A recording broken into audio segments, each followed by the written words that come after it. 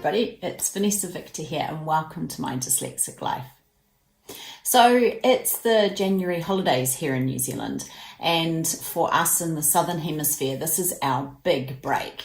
This is like there's no school, there's no university, everybody takes their big holidays over the Christmas break. And so this week I've been getting back into work, and I've talked before about how at the beginning of the year I always buy a diary, and then like by March I've pretty much stopped using it.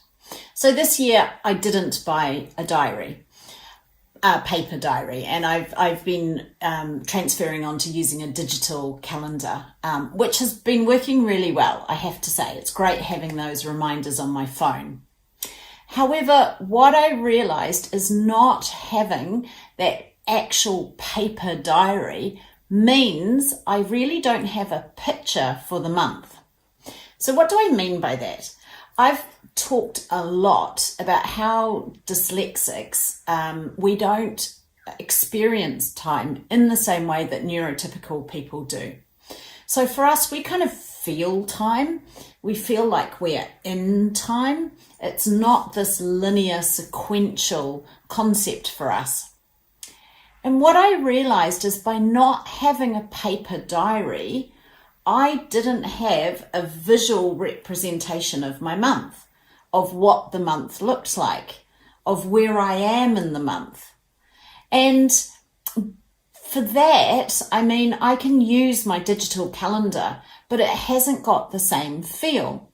So because as dyslexics, we are so visual, but we're also very connected to the feelings, and often we have to do something to really take that in. So for me, I realized that most of my diaries you will see like this. So here is a week of the diary, and if we flicked through, this is last year's diary, if we flicked through, you would see there's an awful lot of empty spaces in there. And that's what I realized. Actually, a diary for me isn't, here we go, look, isn't about filling in these weeks. Yeah, look, another blank. It's not about that. What it is about is this page here. So this is the month view, okay? And what I can do then is I have a visual of the month. And the actual act of writing things in for this month, okay, and getting an idea of, there are the 4 weeks of the month and when things are happening, it ticks both boxes for me. It gives me that visual picture of time of the month. And it also gives me the experience of writing things in on that month. So I'm actually kind of getting some experience. I'm connecting to it more than just by adding it into a digital calendar. So I just kind of had that realization that actually I still need a paper diary. And we've talked a lot about how traditional to-do lists don't work and how we don't organize ourselves in the way that we've been taught. That's why we do things like the to-do list bingo. But a diary for me isn't going to be about filling in those weekly appointments or weekly to-do list. A diary for me is going to be that monthly overview. And, I find it easier to have it like this rather than on a wall calendar.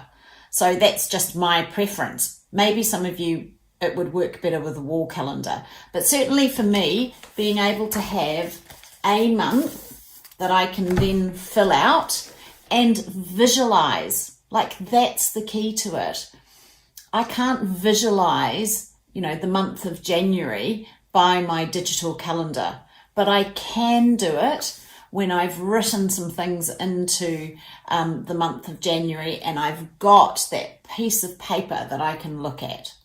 So yeah, I'd be interested to know whether anybody else resonates with this and whether you do use wall calendars.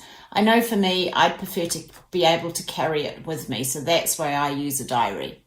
So that was my kind of realization, was actually I still do need a paper diary, but I'm not actually going to worry about filling in every day and every week. I'm just going to use those monthly kind of overviews.